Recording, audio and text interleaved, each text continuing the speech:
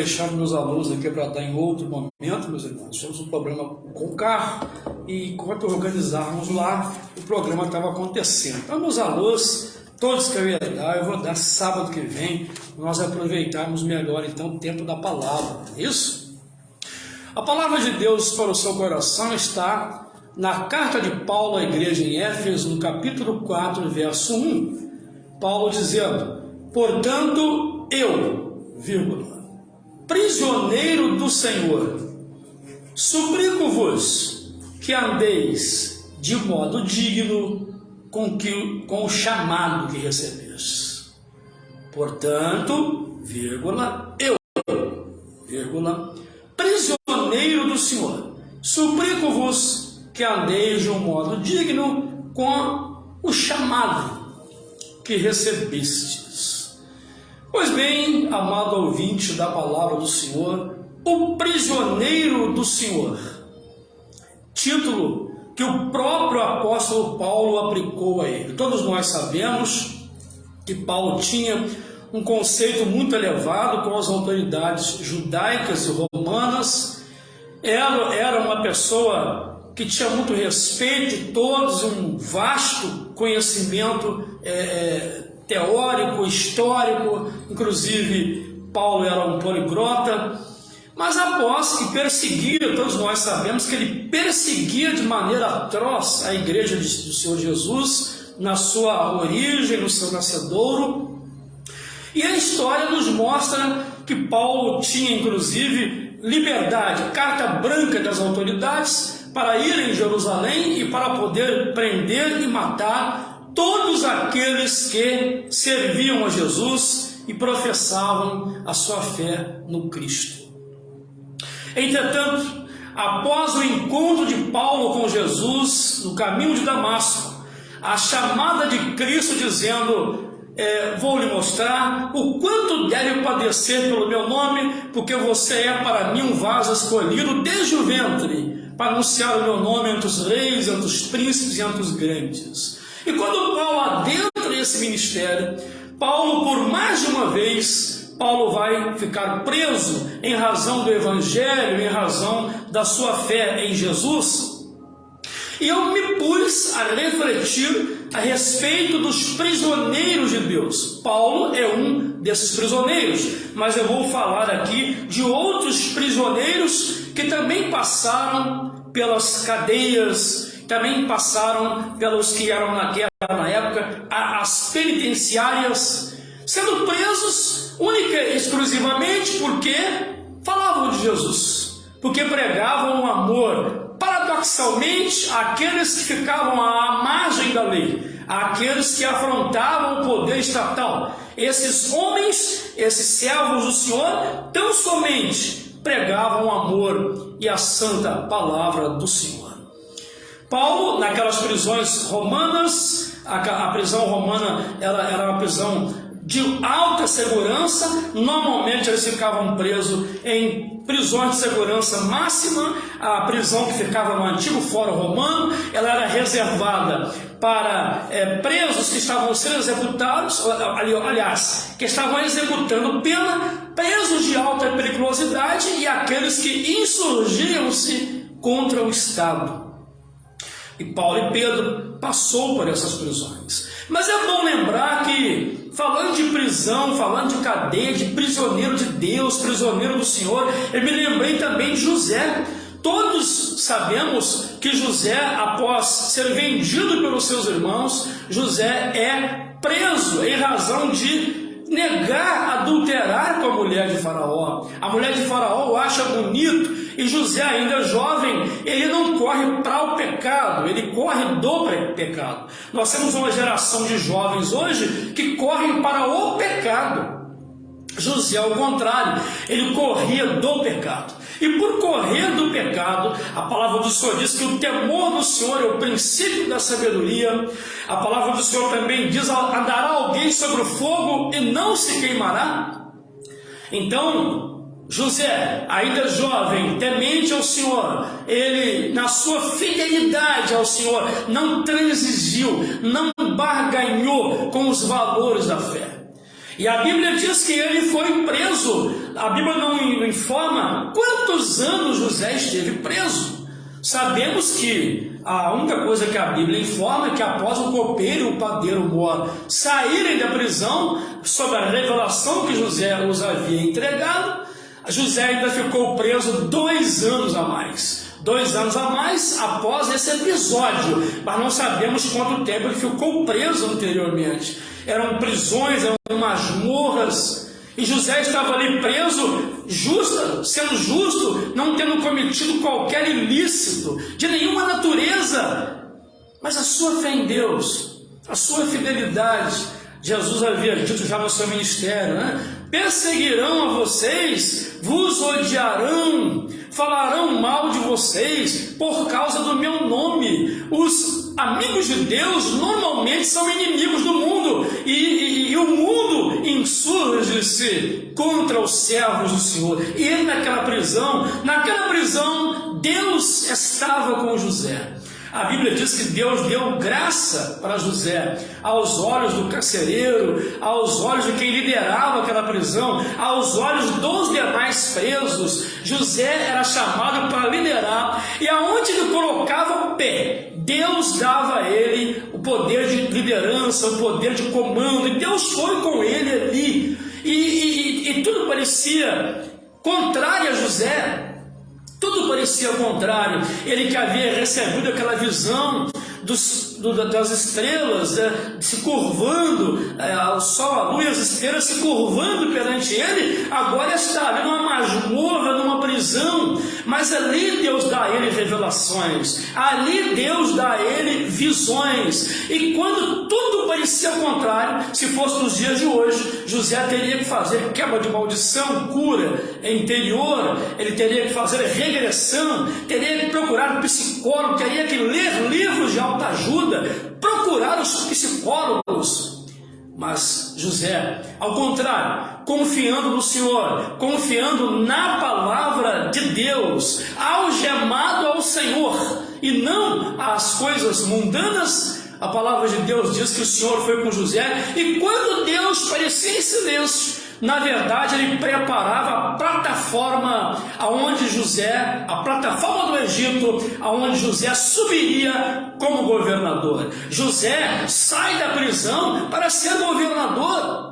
Quantos saem, por exemplo, de governador para a prisão? Ao contrário, nós temos vários exemplos no Brasil de pessoas que saíram da governança para a prisão, de pessoas que saem do poder judiciário para a prisão, de pessoas que saem das mais altas posições sociais para a prisão. José saiu da prisão para ser governador, porque temia o Senhor, porque andava com o Senhor. E a Bíblia diz que aqueles que se humilham serão exaltados. E a Bíblia diz que aquilo que o olho não viu, o ouvido não ouviu, o coração não experimentou, é o que Deus preparou para aqueles que o amam. E assim aconteceu com José. Mas tivemos também uma outra prisão, outro cárcere, Jeremias. Ele estava preso ali na casa real, mas de repente, da prisão real, mas de repente alguém o pega, quando ele prega que Jerusalém deveria seguir as determinações de Nabucodonosor, que Jerusalém seria cativa, que não se deveria levantar contra Nabucodonosor, que quem fizesse isso seria morto a fio de espada. Jeremias estava então aconselhando o povo a não se rebeliar, a entender a correção, a entender a vara de Deus, mas o povo ignorou isso, e por pregar a verdade, enquanto os profetas palacianos diziam que o povo ia ser honrado, que o povo ia vencer, que o povo ia triunfar, massageando o ego do povo, sem confrontar o povo com o seu pecado. Jeremias falava por Deus, confrontava o povo com o seu pecado, e aí Jeremias é retirado e lançado num poço, lançado numa cisterna, e a Bíblia diz que Jeremias se atola na lama. Só havia lama naquela cisterna, só havia lama naquele poço. Ele sai da prisão para o poço, pior que a prisão, e é atolado na lama. Mas o Senhor levanta Ebed-Meleque. Ebed-Meleque vai até o rei, fala com o rei sobre a situação de Jeremias, anuncia que Jeremias corre o risco de morrer atolado naquela lama, e pede 30 homens ao rei, é cedido, e eles levam roupas para Jeremias, levam a corda, lança para Jeremias se agarrar, para tirar ele do fundo da cisterna, do fundo do poço, vivo, e levá-lo para a prisão novamente. Ele não sai da prisão, mas não é morto. Amigo, muitas vezes você se sente preso ou presa a tantas coisas terrenas, a tantas coisas materiais. Às vezes você se sente meio que afogado em meio a tantos problemas dessa vida. Mas nessa manhã Deus está levantando o seu Ebed-Meleque. Deus está levantando alguém para poder jogar a corda do socorro, a corda do livramento, a corda da ajuda, a corda da solução que você precisa. Deus está levantando pastores, líderes, obreiros, pais, mães, Ebed-Meleques nessa geração, para levar até você a corda, para levar até você a solução, para levar até você o livramento de Deus. Ele tira Jeremias dali, leva Jeremias para a prisão. Jeremias permanece preso, mas não abre mão da sua fé ao Senhor, não abre mão do seu amor ao Senhor, não se rebela contra o Senhor, porque passa por momentos adversos. Amado, eu costumo dizer que toda coisa boa tem um lado ruim, e toda coisa ruim tem um lado bom. Qual é o lado bom? Aliás, o lado ruim da coisa boa. O lado ruim da coisa boa é que ela não dura. E qual é o lado bom da coisa ruim? É que ela também não dura. Nada dura, tudo é passageiro. A Bíblia diz que o mundo, seus prazeres, tudo passará, mas quem faz a vontade do Senhor permanece para sempre, para sempre. Viver a vontade do Senhor, viver os sonhos de Deus, viver os projetos de Deus, nos custam alguns sacrifícios. Por isso que a palavra de Deus diz: sacrificai ao Senhor, dai ao Senhor sacrifício de louvores. Servi-lo, adorá-lo, pregar a sua palavra pode nos trazer alguns inconvenientes, mas se você for fiel, mesmo preso a alguma coisa, a alguma realidade que você não gostaria, mas se você está no centro da vontade de Deus, se você está cumprindo a sua vocação com compromisso, com excelência, descanse-se, porque o livramento do Senhor se aproxima. Descanse-se, porque a boa e forte mão do Senhor vai te levar aos lugares mais altos, aos melhores lugares desta vida. Uma outra prisão também, a prisão de João Batista. João Batista é preso porque ele confronta a Herodias, que estava se relacionando, traindo o seu esposo, que era irmão de Herodes, estava adulterando. E João Batista vai confrontar Herodias por causa do adultério. Você está com um homem que não é seu. Ele confrontava aquela geração com o seu pecado. Basta lembrar que os seus sermões eram veementes, eram incisivos, eram convincentes, eram com autoridade. As pessoas saíam da cidade, ele estava no deserto. As pessoas saíam da cidade, as multidões saíam da cidade. Quem é que gosta de ir para o deserto? Quem gosta de estar no deserto? Pois bem, as multidões saíram da cidade e iam para o deserto ouvir a pregação de João. Quantos pregadores e pregadoras nos dias atuais estão fazendo malabarismos exegéticos e hermenêuticos para poder atrair as multidões? João pregava a palavra de maneira nua e crua, a simplicidade do Evangelho, e atraía as multidões da cidade que iam para o deserto ouvir a pregação de João, ele confrontando: raça de víboras, quem vos ensinou a fugir da ira de Deus? E não venha dizer para mim que vocês são filhos de Abraão, porque até mesmo dessa árvore aqui, Deus pode suscitar filhos a Abraão. Não venham dizer isso para mim. Mas vocês têm que se arrepender. Ele confrontava as pessoas com o seu. Foi preso e desnutrido.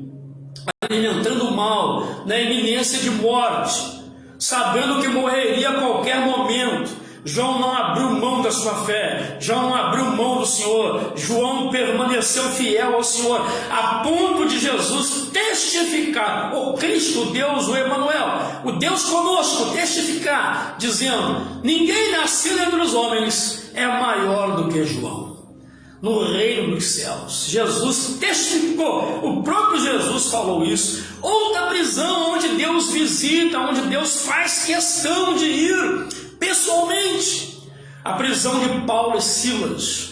A Bíblia diz que Paulo e Silas haviam sido açoitados, e aqueles azorraques continham ossos, metais, no final eles pegavam no corpo, perfuravam o corpo, faziam perfurações profundas em alguns casos, até buracos pelo corpo, e eles, além de bater com esses azorraques, eles também julgavam elementos ali para intensificar a dor. Normalmente as mãos eram amarradas aos pés, e Paulo e Silas, já feridos, maltratados, agredidos, lesados, eles são jogados ali numa prisão em Filipos. E a Bíblia diz que eles adoram ao Senhor, eles levam o movimento pentecostal, eles levam o Evangelho, eles levam uma palavra de Deus para dentro daquela prisão e começam a louvar ao Senhor, a exaltar. E quando é meia-noite, pontualmente, Deus se levanta do trono e estende as suas mãos, e a Bíblia diz que Deus promove um terremoto naquela prisão. Todas as portas se abriram.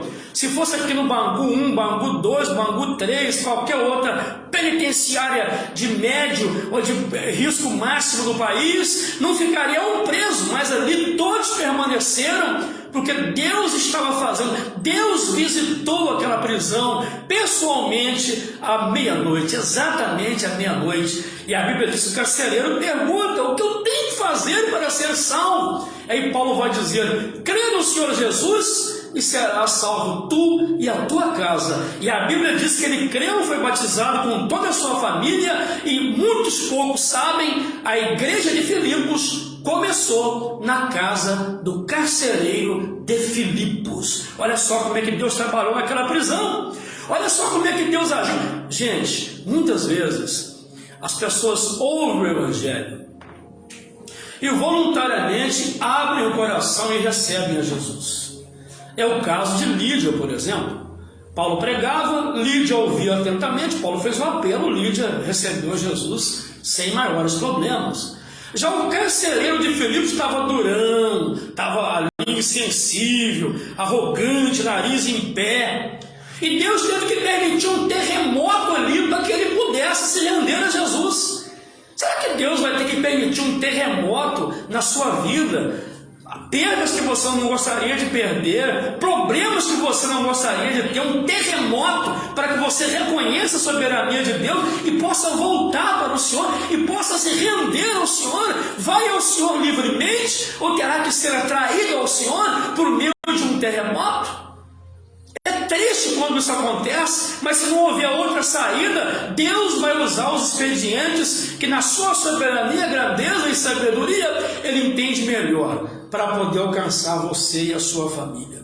A outra prisão, aquela prisão de Pedro. Pedro estava preso em meio aos guardas, algemado, a igreja orava ao Senhor, e no meio da oração de Pedro, a oração mais ouvida, mais rápida da história bíblica, a Bíblia diz que o povo ainda orava. Quando Pedro chega, ele é retirado, os anjos tiram dele as cadeias, colocam no chão, levam ele até o, passa por aquela guarnição. A guarnição era muito pesada, as prisões romanas eram poderosamente cercadas, quase impossível um preso sair. Pedro sai sem arrebentar com nada, sem agredir ninguém, abre os portões com as próprias mãos, livre pelo Senhor. E quando a igreja está ainda reunida orando, Pedro, o produto da oração, o resultado da oração, já está ali para dizer à igreja: Deus ouviu a vossa oração.